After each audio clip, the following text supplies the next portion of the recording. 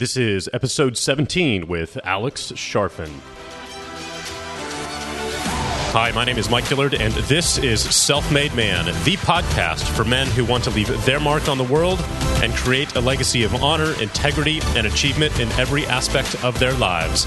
I'm glad you're here, and once again, it is time to forge your destiny. Today's episode is brought to you by Onnit. Health and fitness have become a huge priority for me over the past year. And in order to achieve the business goals that I have in front of me, my body and my mind have to be performing on all cylinders. And the company that I rely on every single day to make sure that's the case is Onnit.com. And simply put, they are producing the highest quality products in the world for optimizing your performance, whether that is in the gym or by increasing your mental stamina and focus at work. If you haven't discovered Onnit yet, head over to Onnit.com and pick up a bottle of Alpha Brain and a box of their Warrior Bars. I use Alpha Brain every single day, and it will give you a level of mental focus that you have never experienced before. And their Warrior Bars are the perfect paleo snack to keep your body fueled without those fattening carbs. So when you're ready to check out, use the discount code SELFMADE, all one word, SELFMADE, to get a 10% discount on your entire order. All right, welcome back, ladies and gentlemen, to another episode of Self-Made Man, and today you are going to hear from a good friend of mine and an incredibly talented entrepreneur named Alex Charfen. Alex and his wife have been helping entrepreneurs scale their businesses and create structure and momentum using methods which are tailored to each entrepreneur's specific personality type. Some of the companies they've consulted with over the years include Microsoft, Canon, and Logitech, to name just a few, and you can learn more about their work at Charfen.com. So today, we are going to talk about the defining characteristics of entrepreneurs and how to use those common traits to create momentum in your life and in your business. There is a very good chance that you're going to walk away from today's show feeling truly understood as a person for the very first time in your life. So thank you so much for joining us, and let's get on with the show. Welcome back, gentlemen, to another episode of Self-Made Man. Mike Dillard here, and we have the privilege of talking to a new friend of mine here in Austin that I met about a month ago at Joe Polish's Genius Network event, and Alex Charfen is here today after giving a presentation at Joe's mastermind group that left all of the entrepreneurs, all 30 of them in the room, basically speechless and better understood than really, for some people, any other time in their entire lives. It was an unbelievable speech. So I had to have Alex join us here today and share his words of wisdom with you guys, all of you aspiring and current entrepreneurs out there, because this is going to be life-changing for you. So Alex, thank you so much for joining us. Mike, that was a heck of an introduction, man. I really appreciate it, and I appreciate the opportunity to be here with you. Absolutely, brother. So if we could, I would love it if you would just spend 2 or 3 minutes telling everyone a little bit about what you and your company do, and then we're going to dive in to what you're going to share with everyone today. Sure, fantastic. So, Mike, we are a consulting and training company here in Austin. We've worked with about 40 or 50,000 entrepreneurs around the country, providing process to make it so that entrepreneurs can get into their full creativity and move forward. And so we do that in a variety of ways. We have classes, consulting and coaching models. We have cadences that we use to show people how to create continual momentum. To summarize it, we believe that there's a meta personality type, the entrepreneurial personality type, and we make products to help them, whether they're running a business or not, move forward and create momentum in their lives. Perfect. And I don't know if there are many things more valuable than that as someone who's either starting out as an entrepreneur or who's an existing one and wanting to take their business to the next level. And guys, I've already gotten a preview of this, back in the mastermind group last month. Everybody was floored by it. So get ready to take some notes. This is going to be unbelievably empowering for you. And I'm really looking forward to today, Alex. So I don't know if it would be best if you maybe start with your story. Sure. And sure. I think that would be a great spot and people would really appreciate it. Sure. So I think, Mike, like so many entrepreneurs, I have a unique story, and I'll give you like the fastest version I can, but I want to show all the twists and turns and adversity. I grew up in Mexico City. I often ask people, when did you know you were different? Because it's a sign of being an entrepreneur. And for me, that was like the first time I ever encountered other people. I knew that I was profoundly different from the people around me, or at least that's how I felt. And my family moved to the United States. I had a really tough time in school. I was English as a second language, introverted, kind of shy kid, and elementary school was not a great time for me. And when I was 8 years old, I started working in a family business because it was a necessity for my family. There was some financial issues with a business that we started when we moved here from Mexico, and I found this relief in business. So one of the things that I'd always done in my life, is isolate. And business to me was like this isolation where I could be around people. I don't know if that makes sense, Mike, but let me explain it.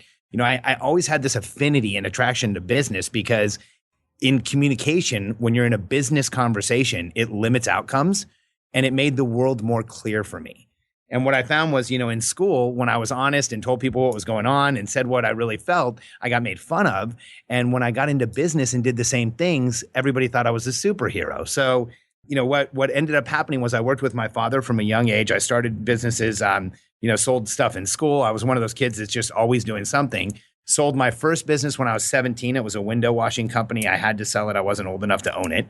And then I had signed some papers I shouldn't have signed. So there was my first big adversity. I sold another business in my 20s, moved out to Florida as part of the earnout, ended up leaving the company I did the earnout with, became a consultant, and then worked in the consumer electronics industry for about 15 years and did some pretty amazing projects there. Introduced the number one DVD player line in the history of the United States, fastest growing company there was, Cyberhome. Did a ton of work on Home Shopping Network, created packaging products, worked with Logitech, Kodak, Fuji, TDK, big brands, multinationals, and consulted with some of the wealthiest, most successful people in the world. And I've had this charmed career where I feel so incredibly fortunate that the whole time I've been in business, I've been allowed to be around the achievers, the entrepreneurial personality types. I've always ended up in the boardrooms, Mike. I've always ended up on calls like this with you. And I've been in the place where I've gotten to see the really successful people up close. And what we found over time was that, what I found over time in my career was that successful people are all the same and we look at them like they're different. And I think that, when you look at highly successful people, success leaves clues, but I think most people miss those clues. So, and so I'll give you kind of the end of my story, how I ended up here. Here's where it gets interesting. And, I was an incredibly successful consultant, multimillionaire, had the big house, the cars, all the things that you're supposed to have to be successful. I invested millions in real estate. In 2005, my wife and I, now my wife, we decided that, I was not going to be a consultant and travel 90% of the time anymore. We got into real estate. We had millions of dollars in real estate. In 2007, we lost everything and went bankrupt. I went from millions of dollars to trying to buy groceries, literally. We started the business we have today. In our first year of eligibility in 2011, we were on the Inc. 500 list. It wasn't a fluke. We repeated in 2012 and 2013. We also were the fastest growing company in Austin, won best places to work every year. And so what we did was essentially take what I knew from being a consultant, what Katie knew from being one of the top real estate agents in Florida, applied it to a business where we had no investment capital. We literally started it with no money and grew it to a $10 million company on the Inc. 500 list. And so now we're helping entrepreneurs do the same thing. Yeah, that's awesome. If you could take people through the characteristics that most entrepreneurs share that you shared with the group in 25K, because that left the room speechless. And there's definitely going to be a lot of people listening on this show that are going to appreciate that and resonate with it. And then let's go from there into how to use that to create momentum in your business. Totally. So, and really in your life, Mike, I want to say something to everybody who's on this podcast. And I've spent some time with Mike and we talked one-on-one. And what you're listening to when you listen to Mike is a wildly successful guy who has made some crazy, unique connections and has figured out how to move his life forward. But it's his life. It's not just business. Everything moves at the same time, right, Mike? Absolutely. So it's just as important. And so, I think that what I want to talk about today is business is really important, but so is your life. And compartmentalizing is silly. We're momentum-based beings. And so here are some of the attributes, or here are the attributes of the entrepreneurial personality type as we share them. And since we have a little more time than when I'm doing a 10-minute talk, Mike, do you mind if we kind of go into a little bit of detail? I would love it. Okay. So So, Mike, I don't know about you, but throughout my life, I have been told, like many entrepreneurs, that I might have like a disorder or, a mental condition, or I might need some medication, or I might need some type of behavioral therapy, or, I was the loud kid in class, the behavioral issue. I mean, I'm sure you didn't hear any of that, right? Yeah, I had, you said you had a brutal time in elementary school. I had an absolutely horrendous time in middle school. And so I was definitely the odd man out for sure. So you've been through torture, right? I mean, because that's really what it is. We say things like you get socialized in school, but what it really is torture. And so what I want everybody to understand is this. I'm going to share the attributes with you of entrepreneurs, but our team, I have a significant research team here, and we've asked ourselves all the time, why has no one seen this? And we believe it's because the way that we judge human beings today, and I want all of you to hear this, because if you're entrepreneurs, you've been through this shit. The way we judge human beings today is we look at people and we say, what's wrong with you? In school, we say, hey, here, take this standardized test. Let's figure out all the places you're deficient. They pull you out of school. They say, hey, let's talk to you and figure out all the places you're defective. And then, hey, you've got some behaviors that aren't like the people around you in this situation. You might be disordered. And what I'll tell you, the equation that the world makes is can't sit still, can't learn, can't see, can't do what you're supposed to do in this system equals broken person. And what I'll tell everyone who's listening is when you look at these attributes throughout history, can't sit still, can't listen, can't learn, can't see things like everyone else equals change the world. So why don't we just change the equation and say broken person's going to change the world? So if you've been broken, just start looking at changing the world. And here's the attributes.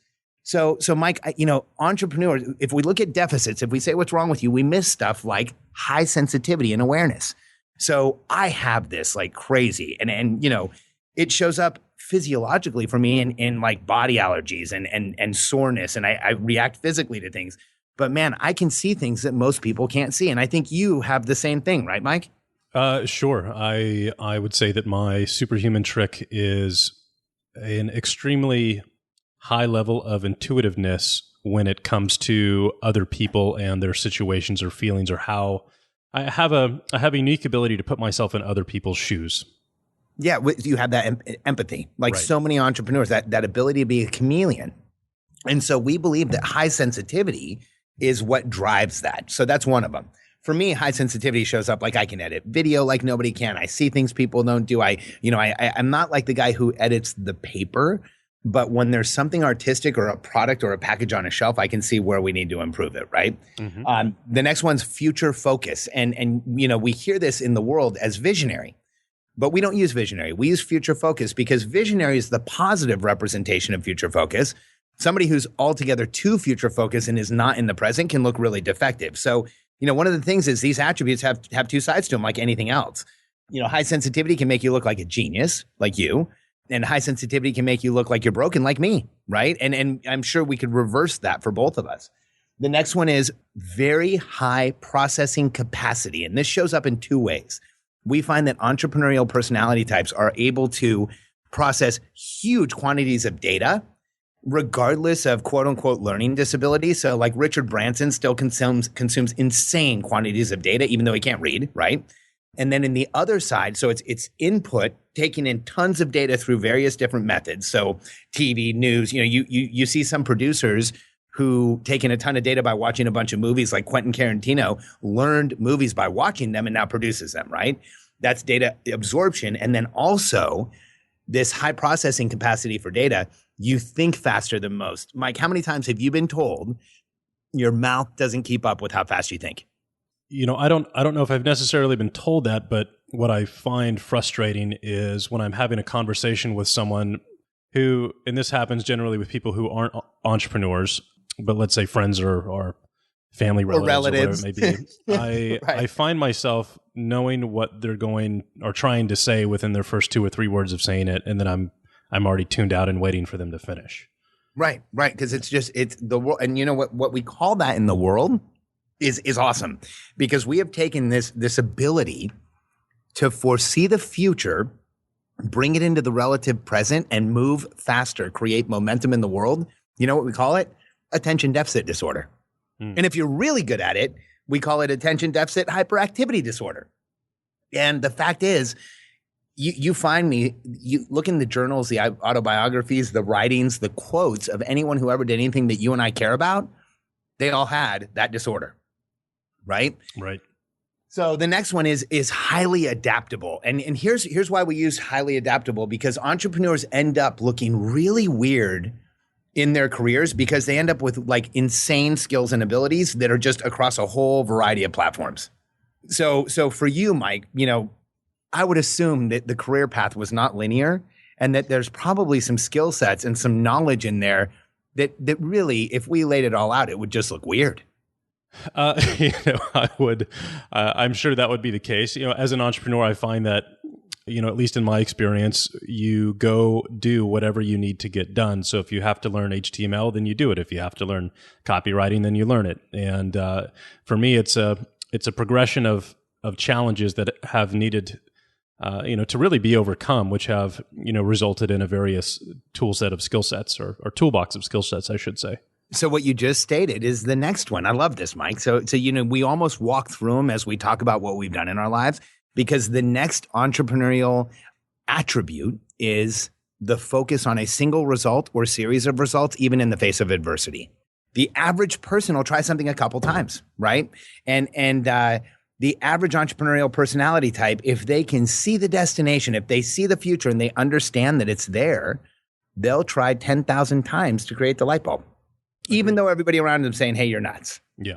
Right? So you've had your light bulbs and I've had mine. And I think we all do. Yeah, mine was right after I graduated from college, went out on my own to really pursue my career as an entrepreneur. And literally it was my choice consciously that I had made was I will achieve the result that I'm after or I will die trying. Exactly. And you know what, Mike? So it's funny. When we get to momentum-based beings, when we get to the super attribute, of being momentum based. Let's come back to that die trying comment. So I'll go to the next attribute.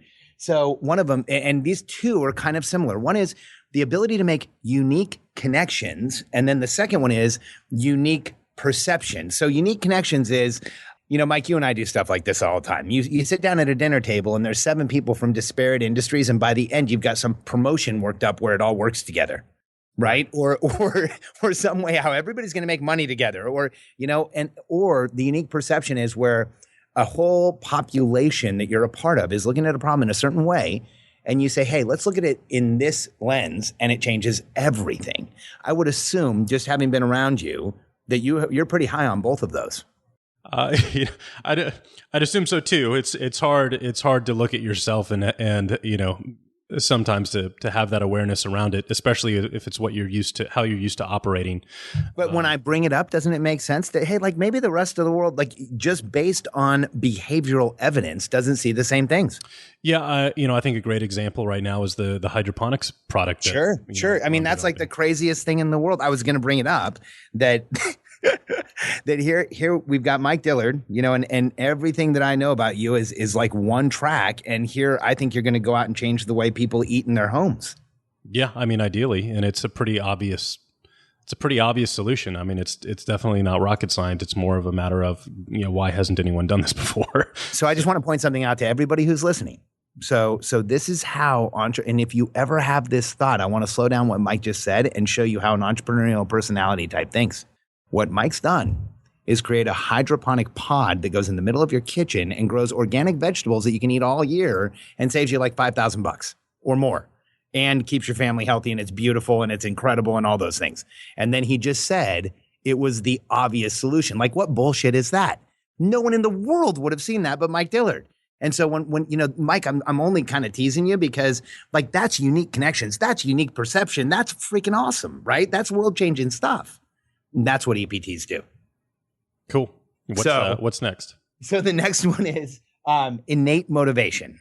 This is an interesting one, Mike. What we find is that entrepreneurs are not internally motivated or externally motivated. We just have to go. Like you always have to be doing something. And it goes with being a momentum-based being.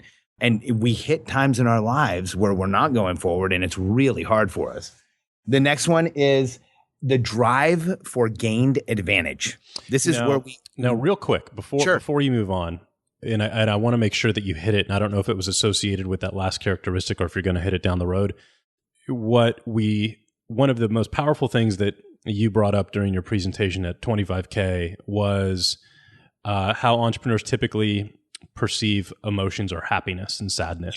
Yeah, Is we'll that get something? to that in just a Okay. sec. Yeah. All right. Yeah, Good. because I want to slow down on that one. We have some time here.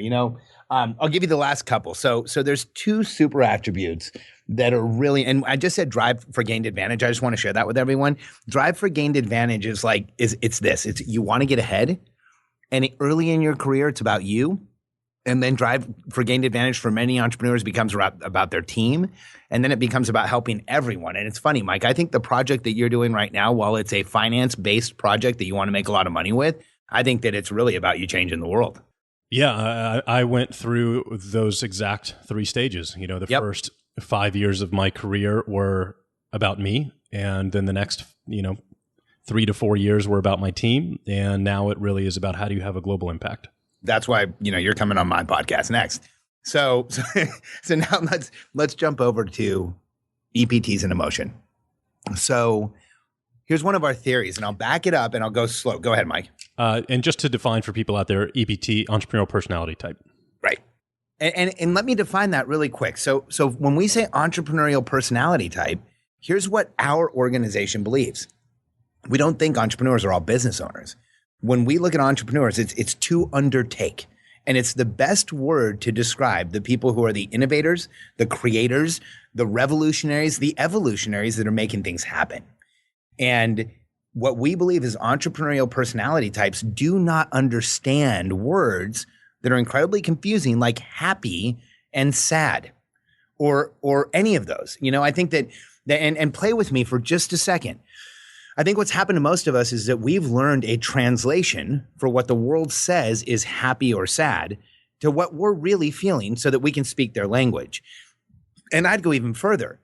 What I would tell you is that what I see is that words like angry, confused, frustrated, irate, irritated, upset, and unhappy are even more confusing because most of those are context-based and require me to involve other things.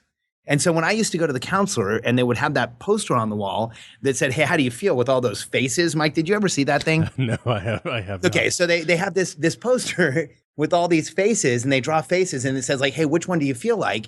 And like literally it's line drawings and one of them has a squiggly line for the mouth. I remember as a kid thinking, what the fuck is squiggly line? Like, how do I feel squiggly line? And so here's my hypothesis. And by the way, it's just the truth. Because I've now shared it with hundreds of entrepreneurs and they turn to me and say, no one's ever explained it like that, but that's exactly what it is. And I don't think that we entrepreneurial personality types feel emotions like that. We recognize one thing. And when we remove the pressure and noise around the dialogue of emotions, we realize that what we're really concerned with is momentum. We recognize one thing. Are we moving forward or not? Right? Are we moving forward, backwards, or are we standing still? And so here's what I know from entrepreneurs that when I say, and it doesn't matter if it's an entrepreneur with a business or a guy who writes books or a guy who's got a TV show or a housewife who's totally crazy about her kids and has an amazing schedule and does things with them, like those are all entrepreneurs in my book. And all of them, when I say, what does it feel like to go forward? They say things like, it's euphoria, it's zen, it's the best thing. When you have momentum, it feels like you're alive. Wouldn't you agree, Mike? Agreed. And this is the part of your presentation that left the room speechless and or in tears. There's 30 adults in the room of all different age categories. And when you went through this, it was the first time that all of us had really heard it. And every single person in the room was like, oh my God, that's exactly how I am. And everyone was basically like, I've been told or thought that I've been broken my entire life because I don't experience happiness the same way other people do. I don't experience sadness the way that they do. And people have just thought that, I either don't feel or something's wrong with me. And it was amazing. Every person in the room recognized and felt the same way. And for me, it was unbelievably liberating because that's how I am. And that's the complaint that I got from my ex-wife is, why aren't you animated and joyful, or why don't you cry and sad? And I'm just like, why? And you talk about gaining momentum and having, growth in really any area of your life. that's when I'm really happy. It's when I've got momentum and I'm moving forward and things are happening. And when I'm really frustrated, sad, depressed, whatever it may be, it's when things are going backwards. Yeah. And Mike, you know what? Here's the thing though. I want to slow it down. So here's what's interesting.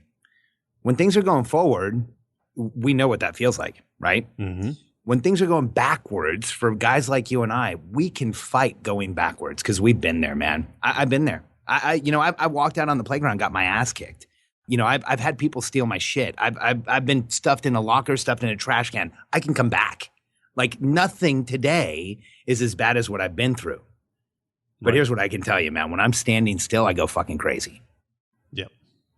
And here's I can relay to everyone an experience I had recently standing still, and I didn't realize how overwhelming it was until it was over. But one of the businesses I own had a federal embezzlement. We had a guy who we trusted steal a whole bunch of money from us, and we prosecuted it. And I went through a 2-year federal prosecution on the winning side. Right? Winning's supposed to create momentum. Winning's supposed to move your life forward. And Mike, the day it was over, I came to this just insane realization that I had been feeling all of the energy of this trial, this prosecution. I was going to get the guy. I was going to do it, but I had created no momentum. And I walked out of his sentencing and like realized I had to sit down and start really figuring out where I was going because it had taken up so much of my day-to-day capacity. Yeah, agreed. And, as you know, and we discussed, I went through the same thing the last 3 years. Yeah.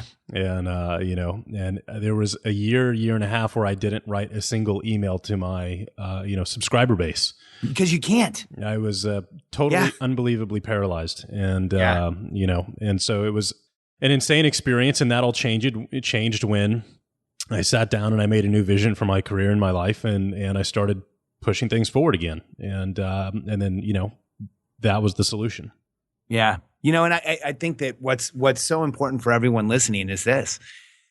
The world is set up against you. And I'm not going to mince words. Like, I'm not going to say it's kind of set up against you. It's totally set up against you. Let's be real. If you're on this podcast, you're probably a lot like me, and you're probably a lot like Mike. You're a momentum-based person, which means you need an outcome you can chase with very little rules as to how to get there. And what I know about entrepreneurial personality types is you give them an outcome that they're excited about and they'll get there. But the world is set up with rules, regulations, and increasingly rigid structures and standardization. And here's what I know, Mike, like when I even say structure and standardization, doesn't it make you physically uncomfortable? Yeah. I hate having to schedule anything in my calendar. Right. Because structure and standardization to guys like you and I means here's what I want everyone to hear. Like everybody thinks I'm broken because I don't like schedules. I'm broken because I don't like structure. I'm broken because I don't like standardization. Here's what I want everyone on this call to hear. You don't like any of that shit because it's a limitation. And any limitation, any constraint in the present creates a future limitation. So if you have a constraint today, you don't like it in the future. And so understand you're a momentum-based being. And here's what we always need. Mike just clarified it. You want to create endless momentum in your life, always move forward. The next time somebody says, slow down, take some time. Hey, why don't you breathe a little? Hey, why aren't you animated or happy? Hey, look, something just happened. Like, just understand you're different. And I know every entrepreneur knew they were different from a very distinct age. It's different from everyone. But so, Mike, how old were you when you came to the realization, maybe in the present or in retrospect, that, man, I'm different than the people around me? I'd assume it was probably in middle school. So young. Yeah. And then how old were you when and it usually is an entrepreneur that kind of lights the fire and says, hey, there's something valuable in you. There's something important in you. And then the next thing you know, you've got this innate motivation, like it lights up and it goes. How old were you? I'd say senior in high school or college. And who was it that lit it up? So who was the influence that sparked it? Yeah. Eben Pagan. Yeah, nice. In college. Nice. Yeah. Man, that is beautiful. That's awesome. How poetic is that? And so, and because I know how much you guys have changed the world together, and that's just fantastic. And so what happens is once those things light up, we can move forward. But then we do something like we go to a federal prosecution and it stops everything. And what Mike said, and I want all of you to hear it, because here's the secret. He said, it didn't change until I sat down and wrote a new vision for my life. And the way that we create endless momentum is we use the right lenses to look forward. And here's where we screw each other up and we screw ourselves up. We say, what am I going to do with my life? That's the dumbest question we could ever ask. That's a constraint. Because what you're saying is at the end of my life, I want to know today what's going to happen. And I'll tell you that if you live your life the right way, there's no way you could predict what could possibly happen. So make it a someday. Make it a big, like look forward through one lens called someday. And we call this the objective lens. Like someday I want to own a successful business. Here are my objectives. Someday the name Charfen is going to be synonymous with small business growth. And someday my daughters are going to be successful and happy. And someday I'm going to continue to have an amazing marriage. Like that's it. And what I do is every 90 days, I sit down and I create a 90-day plan to get there. I measure it in 30-day increments and I move forward. And that sounds like a limitation. But here's what we've found. When you take an entrepreneurial personality type and you introduce minimum effective dose structure, momentum is easy. The challenge is that most of the stuff that's out there, like the Franklin Day Planner and the Day Timers and all these systems are so cumbersome that for people like us that we really don't like structure imposed, we need minimal. So here's the secret, guys. Every 90 days, use the someday lens. Where am I going? Use it once a year. And then every 90 days, build a plan. And Mike, that's how you create momentum. That's pretty much what I do. Right. And here's the thing, like the problem is when you start using lenses like 1 year, 5 year, 10 years, 6 months, 90 days, 180 days, you don't really have any clue. The fact is, you know where you want to go someday and then work your ass off every 90 days. And what happens to everyone, and Mike, I'll pressure test this with you.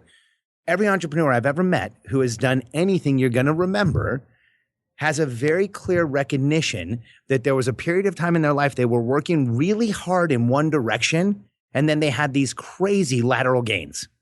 Like I'm going straight in this direction, but then like something happened where like unexpected, look, I got this big growth. But typically what happens when that big growth hits you is you're working really hard.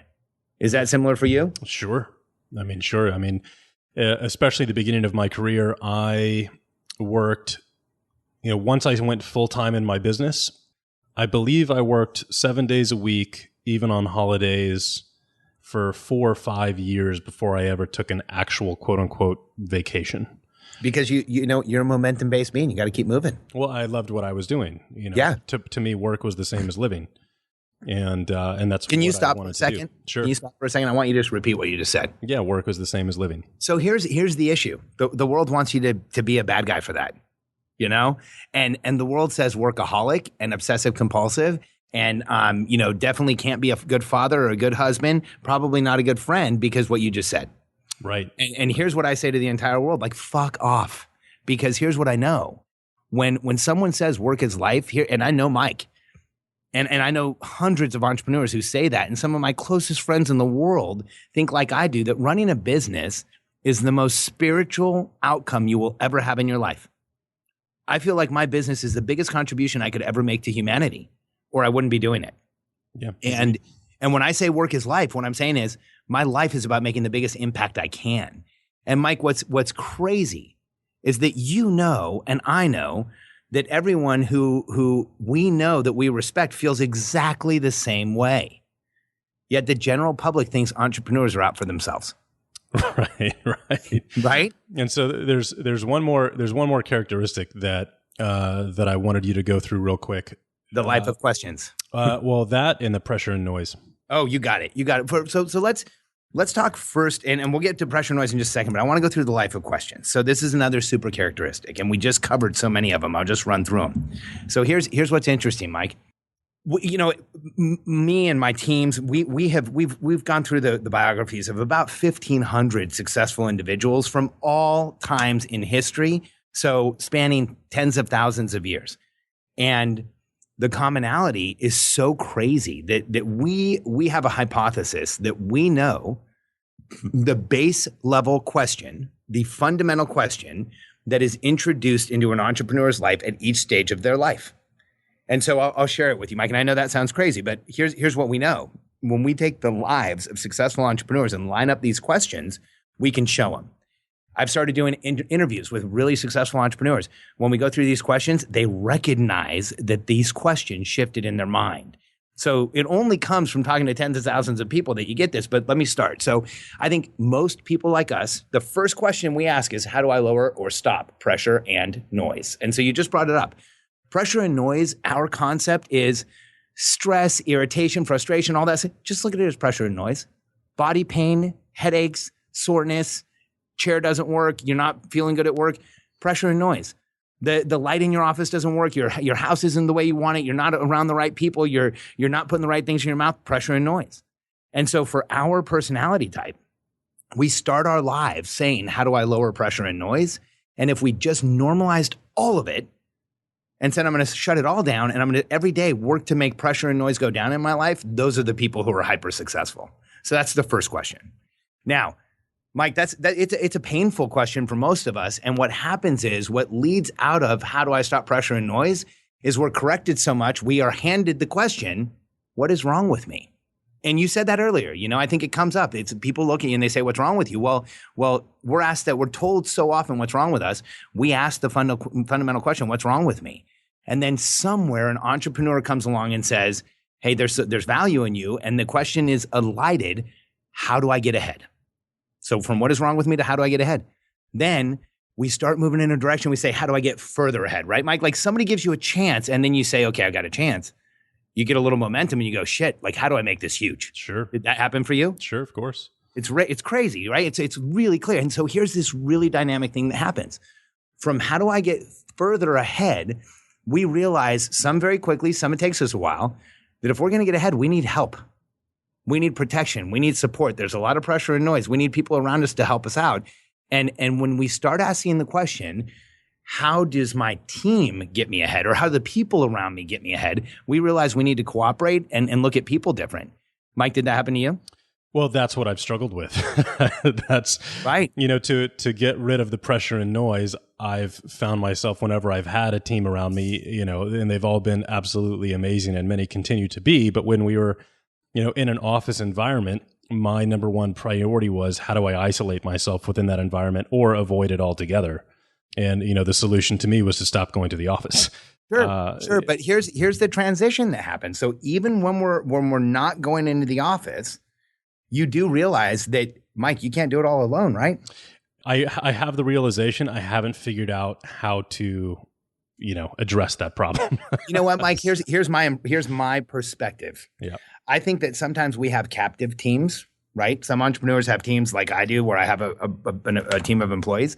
I think other entrepreneurs have non-captive teams. And I would just tell you that from watching you for the past 10 years, or at least 5 or 6 years, that you have a big freaking team.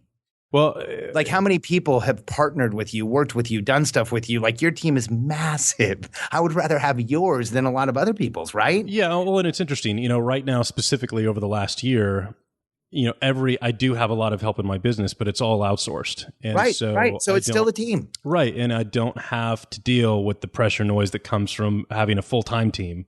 Right. But I still get, the task done that I need to get done. Right. And so here's what happens.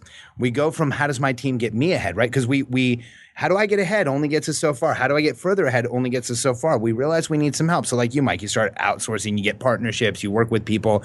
And then either with the team you work with or the partners that you have in business or the people that you partner with, you start seeing other people different. And you say like, hey, the question, how does my team get me ahead leads to, how does my team get ahead? And Mike, I've watched this in you, so I don't want you to say that you didn't ever have it, because the partnerships that you have with other people in our industry, they're not partnerships. Those are intimate friendships that happen to make money. Right. Would you agree with that? Yeah, and sure. And this is something that I think about daily, because in order for me to reach my goals for the hydroponics business and what I want that to accomplish, I don't have a choice but to, bring on other people and bring on help. And the question that I ask myself, and that I've known this for many years now, is, one of the things that we did in the interviewing process for the Elevation Group, and one of the first things that we find out is, how does that prospective employee or team member win? How do they define a win in their career and by working with us? And so really understanding that if you can help that person achieve their goals and win, and they can accomplish that by being a part of your team, then everybody wins. Exactly. And here's what's interesting, Mike. The sentiment that you just expressed is very natural to you. And what you essentially said is, as an entrepreneur, as I gain more success, I realize I have to help other people have more success.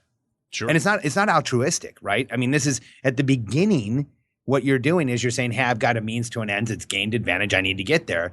But there's this shift that happens where it goes from being, it's about me getting ahead to these people help you. You feel the contribution. There's a different effect. And now you start thinking, how do I help them? And it's not just reciprocity. It's, hey, I really want to see these people do well. So many entrepreneurs get there and it kind of changes them. And I would say, Mike, you know what we're doing right now on this podcast? I know this is marketing for you, but the way that you're doing it, this is contribution. You're trying to help guys who have been in where you are. Sure. Or where you've been, right? And I think the next question, it goes from how does my team get ahead to how does my team get further ahead? That's usually where you see entrepreneurs like Buffett with his secretary and Gates talking about the people who became millionaires at Microsoft. And even smaller entrepreneurs where one or two people in the company become elevated and get really important. They coach them, they mentor them. You see shifts to where the question comes up, how do we help everyone?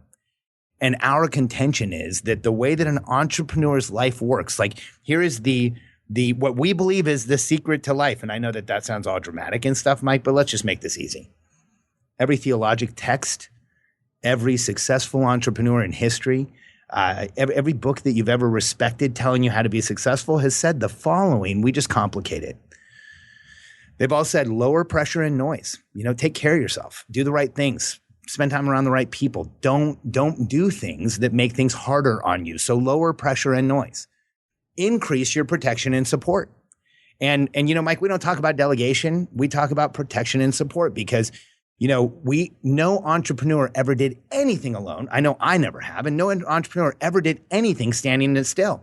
And the entrepreneurial paradox is that we have amazing strengths and abilities that when we get protection and support start to show. The issue is the second we ask for protection and support, we feel exposed. So as an entrepreneur, if you're willing to make the leap and ask for protection and support, lower pressure and noise, your strengths and abilities will show even more, and then you can make your greatest contribution. And for us, I think that I start sounding like a little bit of a hippie when I say go make your greatest contribution. But Mike, I am such a capitalist, and I absolutely believe in keeping score and making piles of money.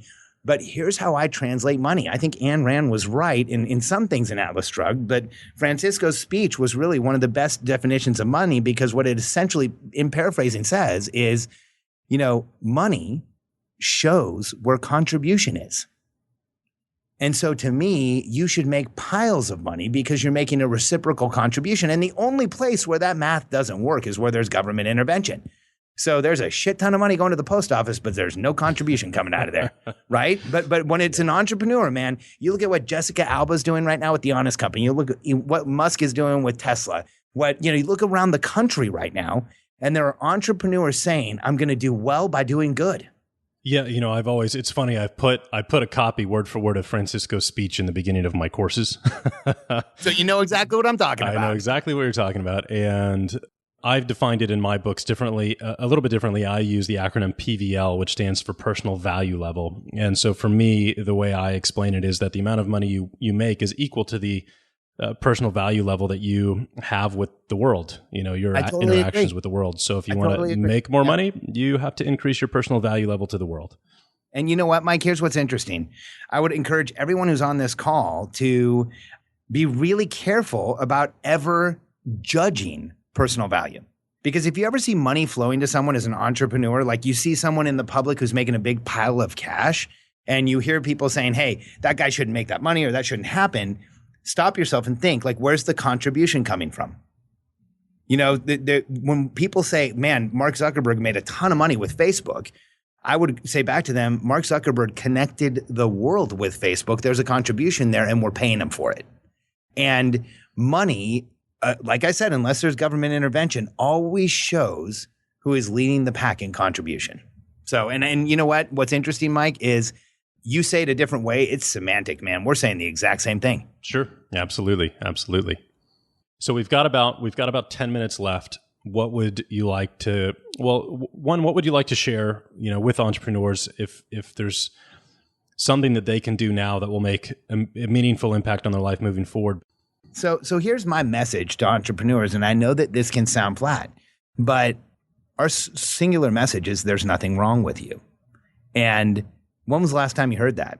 And let it sink in. There's nothing wrong with you. And see if you can even say it out loud without feeling uncomfortable. There's nothing wrong with me.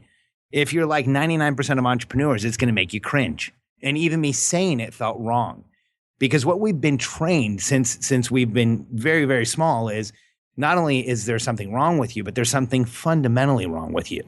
And the challenge is that if we look throughout history, broken person equals amazing. That's really where we should just stay. And so we take a completely different view. There's nothing wrong with you. So from this day forward, start trying to figure out where you create momentum. Don't use the world's terms for moving forward. It's not where you show your strengths. It's not where you do this or where you do that. Start attuning yourself to where you create momentum. Because when you get up in the morning and feel like you're moving forward and you can string days together like that, that's the code for every millionaire and billionaire in the world. You take limited resources, a limited amount of time, you string together days where you have momentum and you have huge lateral gains. That's the bottom line. And so lower protection and support, I did that twice this week. Lower pressure and noise, increase protection and support. Your strengths and abilities will show, just trust it. And you're going to make a huge contribution, which for those of you who the money is really the driver, that's okay. I think there's a reason we're money motivated, so we can go help the world, because you make enough money, you're going to see it differently anyway. Yeah, agreed.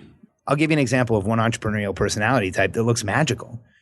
Ricky Hoyt was born with the umbilical cord wrapped around his neck. He's broken. He can't talk. He looks like a broken person. And just like so many of us look disabled, disordered, all that stuff, or just confused or depressed or whatever label you want to put on it. But this guy looks broken, so it's real, right? And his dad, I can imagine what it's like to have a son who was okay in the womb and then isn't okay.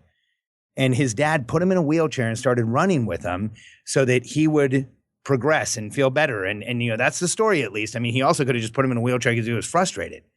But that, to me, is protection and support. And Team Hoyt, as they're now known, has run in like 200 marathons. They've run in triathlons. They've done all these things. And here's what's so amazing, Mike. The kid is the entrepreneurial personality type. He's a broken person in a lot of ways in our society. When somebody shows up who can't talk, only moans and makes noise, looks like they have palsy, is all curled up, we say food, water, and some morphine towards the end. And here's what I'm telling you, man. There is no broken people. The fact is that Ricky Hoyt, after getting protection and support both from his dad and from the running community, graduated from school. It's been an inspiration to millions. And my favorite testimonial is a guy who ran the Boston Marathon and said, I felt like I ran through something. Never believed in spirituality or energy or any of that again in my life. But I looked over my shoulder, saw this kid in a wheelchair, and he changed my life. Mike, to me, that is lowering pressure and noise, increased protection and support, strengths and abilities. Even when we can't see them, it doesn't matter, because you can make your contribution. There's not a person on this call who can't do the same thing. Awesome way to end the call, brother. Thank you very much. That's amazing. Where can people go to learn more about you and what you do and your business, and how can they connect? So we have a bunch of stuff on YouTube. If you go to YouTube and you type entrepreneurial personality type, you'll find us. You can go to charfen.com, CHARF as in Frank, EN.com. Sign up for our blog. We'll keep you posted on everything we're doing, and we'll get some information out to you on being a momentum-based being and constantly moving forward. Awesome, brother. Alex, thank you so much, man. I know this is going to mean so much to so many entrepreneurs out there who have felt misunderstood for their entire lives. And, welcome to the brotherhood. I'll just say that. Mike, thank you so much. And it's a privilege to know you.